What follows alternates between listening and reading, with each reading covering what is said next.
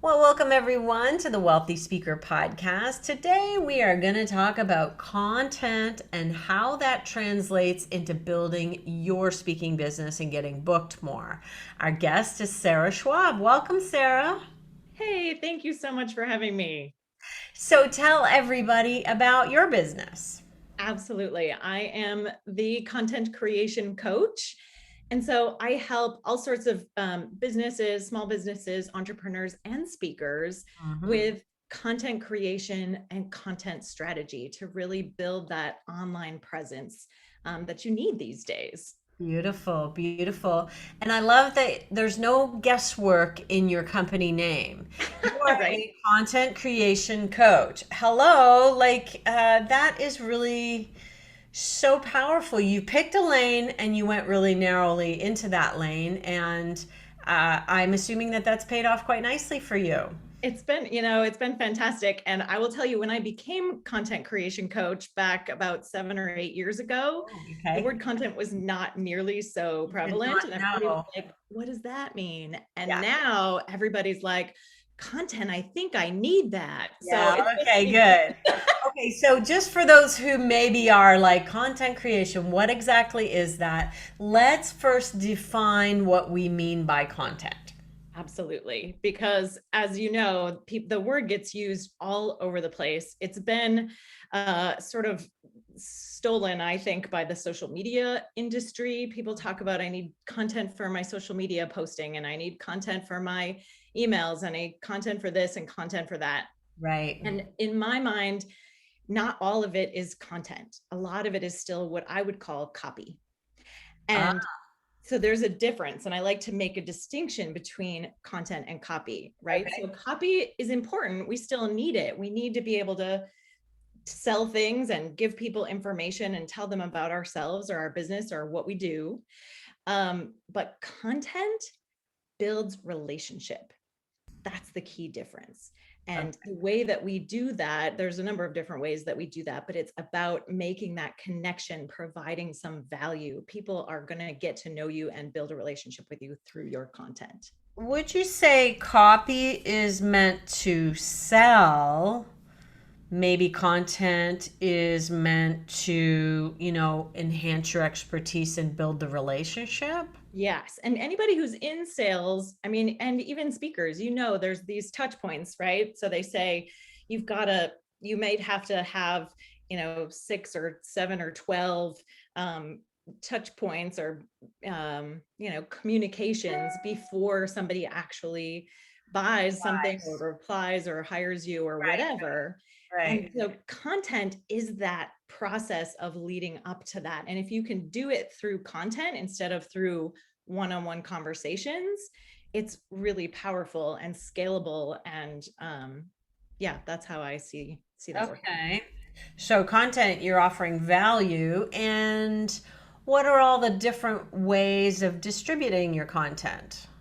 Well, tons of different ways to distribute it. But I would say, in my mind, this is the thing. People get excited by all of the flashy, what do we call it? Like Tiny the objects? shiny objects are the distribution channels. It's the new, social media platform, or it's the new tool or the new software or the new whatever. And Right, all of those are simply ways to distribute, as you said, and communicate your content. And right. sometimes people get so wrapped up in the channel, in the tool, in the distribution tool, without actually having a clear content strategy or knowing exactly what they're sharing and having that be strategic. Okay, I like that. So, really getting more strategic about your content. Now, we build out an editorial calendar for the year. Is that part of what you advise your clients to do? It is, absolutely. And I have a fun kind of way that I help people understand the different types of content and how I build out that editorial calendar and how all the Okay. different pieces go together. Tell me about that. So it's called the water park content strategy. Okay. So have you ever been to a water park? I sure have. So at a water park, obviously the reason you're there is to ride the rides, right? To ride the water park rides. And have you ever been on one of those ones? It looks like a big toilet bowl almost, and you go around and around and around, and then you come out the bottom. So that is like your funnel, right? That's your online marketing funnel. And at the top of every ride, of every funnel, especially in the digital space, is a piece of what I call catalyst content. Catalyst content. So catalyst content is a bucket, a category of content that includes anything that people have to engage with, sign up for, download. Catalyst content is how you are going to capture leads and, grow your list and all those kinds of things. You know what I'm talking That's about? like your lead magnets. Okay. So that's what okay. So catalyst content is your lead magnets. How am I going to grab your name and email address and pull you into my world and keep you there until you buy from me? That's right. Okay. And oftentimes, I mean, everybody's seen this, right? There's something maybe on your website that's your fixed lead generator, some sort of downloadable, I don't know, maybe PDF or a video or training, or there's all sorts of fun things you can do for catalyst content. Sure, for sure. And Okay. from there, you get people who are riding your ride, right? Downloading your thing, engaging with it, getting some follow-up emails is a really important piece of that funnel. And Yes. some of them are gonna love it and take you up on whatever offer you make and engage with you. But the reality is, a lot of people aren't going to right in that moment. They're not going to be ready yet. We just know because of sales cycles or, the way event cycles and hiring, it's just, whether it's not the right time or whatever the reason, there's going to be a bunch of people who don't engage with you right away at that level. So what do you do with them? And the answer is, okay, you put them in the lazy river. The lazy river. Oh my gosh. I have had clients on my lazy river for 30 years. No, not 30 years. It can't be that long. I've actually known somebody though for 30 years who then purchased at the highest price point in my world. She stayed in the lazy river for many of those years, often communicating with me. But I love this analogy. Like, this is so vivid in my imagination. So we're just strolling down the lazy river, and are we kind of plucking things out from what you're offering to say, yes, that's interesting. Okay, lean in, whatever. Right, kind of, sort of. So the lazy river is what a second category of content that I call nurturing content. So that's that kind of content that you have to pump out consistently. Yes. Right. So the catalyst funnel, once it's built and it's there and it happens or whatever. Okay. With the lazy river, you have to show up consistently. So like you're doing a podcast, that's a form of sharing value on a consistent basis through content. Could be blog articles, it could be little video blogs, those kinds of things that you are creating regularly. And let's stress the regularly part, because when you have a blog and there's been no activity on it for 2 or 3 months, no bueno. When you have a podcast that you started and got 6 episodes in and then it went radio silent for 3 months, no good. You really need to commit to whatever it is that you're going to do. That's exactly right. I say the consistency is part of the value. So people think the value is in the content, right? The information or whatever that they're sharing. Yeah. But part of it is that reliability communicates in and of itself. This is somebody who, is on top of things. They know what they're doing. They're committed. They're showing up, right? And so it's a sort of a perceived value. And if you drop the ball or disappear or are inconsistent, it lowers your perceived value. Yeah, you're showing up flaky, people. And not flaky people, but you're showing up flaky, people, exclamation mark. So, this is really good. Okay, so we've got our catalyst content, which is going to be our lead magnet. And for those of you who have a website and don't have any way to pull people into it, and into your world, that may be a really good thing to be looking at doing this year. Like that should be job one. You should get Great that on your place to list for start. sure. And then we've got the lazy river. I'm totally digging these terms because, we've been in COVID lockdown now Yeah. for a while. It would be really nice to be out at a splash park or something and Right. go down the lazy river. I love it with a nice margarita in my hand. In Um, your inner tube. Yep. yeah, and so we go down, and now we're being nurtured. Mhm. And is there another piece to this? Well, so what happens is a water park needs more than one ride, right? Mhm. So people are in that lazy river, like you said, sometimes for a really long time. And sometimes the creator, the speaker, the business person is like, oh my gosh, I've been pumping out whatever, these blog articles or podcast episodes forever, and it's not working. Right. And the reason is because that's not what nurturing content is for necessarily. In Mm. order to get people out of the lazy river, you need another ride, you need another opportunity, right? Something else for them to sign up for or show up for. So, for example, I know you do this too. I love virtual events like webinars or things like that for another ride in your water park. Sometimes you can partner with people to create some cool water park ride catalyst content type things to reach a greater audience. And then you have this opportunity where people come out of your lazy river, and some people come in from the outside world, right, into this new ride. They Mhm. all go through, some of them engage with you and sign up with you or hire you or whatever, book you. Mhm. And some of them, the rest go back into the lazy river, and it continues. And it's this very dynamic um, thing, I think, different than a lot of people may have heard of, like a pipeline Mhm. or a single marketing funnel. Yeah. And I think this idea of the water park just gives you a better sense of what is that experience for the folks who are Okay. following you. So the new ride might be, let's say you have been nurturing people along, and a lot of speakers, it surprises me that they don't take advantage of doing like a webinar for their own list Right. or something for their own list that says, hey, come on out with me. And the whole goal of that webinar is to get to a discovery call, or there's one call to action at the end of it.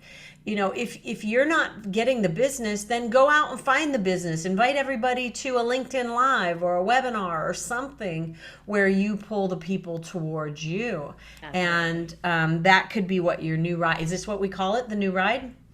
Yeah, absolutely. Another ride. And here's the thing with speakers in particular, I actually think public speaking is a form of catalyst content. I mean, you are sharing value, you're on a stage in front of a bunch of people for whom hopefully you have some ability to, get their contact information or be able to put them on your list or whatever. Yes. You can certainly offer another catalyst content from the stage, right? Something for them to Yes. download or whatever. That's one way of doing it. Right. A text Um, to or something like that. Yeah, a lot of people are doing that. But then what happens with a lot of speakers is they have this built-in water park rides and then no lazy river. Yeah. Or if they have some lazy Or river you get to going, the park and it goes radio silent right, because and they because don't they have have, anything to follow up the text to idea from their thing. And so what's the next step? What's the next step after that? And how are you going to get people into the lazy river? Yeah, I think a lot of people might forget that we need to nurture. Okay. So we have kind of big chunks. When I think of content, here's what I think of. You've mentioned a few of them already. I think of podcasts. Mhm, I think of blogs or newsletters. mhm. It could be articles that you post in various places. What are some other ones that I'm haven't caught on yet? Well, so it's funny because you're starting to cross over already. So Okay. podcast, Okay. blog and articles, written articles, and I say short videos are basically your three types of nurturing content. Okay. With that, so something like your email newsletter is Mhm. a vehicle. That's one of those distribution channels. Okay. So you're going to put your stuff, put your video in there, put your article in there, put your Okay. content in I your see what newsletter. you're separating it out. I'm calling it I'm Right. calling a And vehicle a same with vehicle. Okay. social media. If you're pumping out great nurturing content on a regular basis, all of a sudden your social media posts become more, first of all, easier and more strategic because you can drive traffic back to your site, to your blog article, to your videos, right? Engage people that way. So you create the content and Yeah. then you distribute it and get it in as On the many eyes vehicles. as you Okay. can. Now with Catalyst content, to go further, that's where lots more fun, I think, fun options and formats come in. We talked about webinars. You can take video content and written content and mush it together and make sort of a little, almost like a mini course with a handout, maybe a worksheet and a video that go together. You can do a Yes. series of things. So maybe there's a 5-day thing where they get a email every day or a video every day or something like that, right? You've seen those. You Yes. can do that with people, and then all of a sudden you have a little mini summit or something. There's just so many combinations where you can put this all together and do Catalyst content rides, essentially. Love that. Love that. Wow. Lots to think about here. I didn't even look at my questions for you. So let me just go back and see if there's anything. Ba, ba, ba, ba, ba. What have we, what do you think is the biggest challenge for people in putting together a consistent content strategy? What gets in the way? Oh, that's a super good question. And I just made it up because I couldn't find something on my list we hadn't done yet. There you go. Right. And very infrequently it's not about not having enough to say. Speakers in particular have plenty to say. It tends to be about the time and the ability to sort of block your calendar, block your schedule, and make yourself sit down Yeah. and do it and have that creative space to do it. Yeah. I would say that's probably number one. And then number two is some people will do it, most of it. So there's a few places where content can get stuck, and maybe you've started something. I'm curious how many people out there listening have started a piece of content or Yeah. a webinar or a project or something and then never hit send. They never published it. They never finished it enough and put it out into the world. Yeah. So that moment, a lot of the folks I work with, I'm there partially to be like, yes, it's done. Put it out there. Push it forward. And for those of you who are listening who might suffer from perfectionism, let's get it to 80% and get it out the door, people, because done is better than perfect, don't you think? 100%. Yeah. Absolutely. So let's talk, final question here about repurposing. Yes. Okay, because you could do a video or let's say you've written a book. All of that is fodder now for all of the different ways that we have talked about. It could be fodder for Catalyst or Lazy River content. I mean, really, there's a lot of ways that you can use what's in a book. And honestly, what's in your presentations? I mean, if you're a speaker, you have tons of content to draw from. Mhm. So if you've got your videos of yourself speaking, can you find short little clips, 3 to 5 minutes, and create content from that? Like you said, take your book and pull out enough, a 500-word chunk for a blog article. So Yeah. that's one way to make your content creation more efficient if you do already have some of those things to draw from. Yeah. And then for me, it actually worked the other way around, because I was on the ball with my Lazy River for Yes. the whole first year of my business. And I had written all these blog articles. Yeah. And then I was able to combine them to make, A book. ebooks, or to make my book, or to create mini courses and eventually paid courses, which I want to get to as well. Because that is actually the third type of content that a lot of speakers can leverage and can use. Beautiful. Wow. And every time you do something written, you could turn that into a video. I mean, there's a lot of opportunity here to repurpose and turn things. It could be that one piece of work, something written, is then shot in video, and then serves as, lots of different, it serves in lots of different capacities. You might talk about it on your podcast, and could be. So I love that we have, so my team at Vertastic, they keep me on track. So I have a Sarah in my life already. And I have to tell you, it's taken us about 7 years to really get me.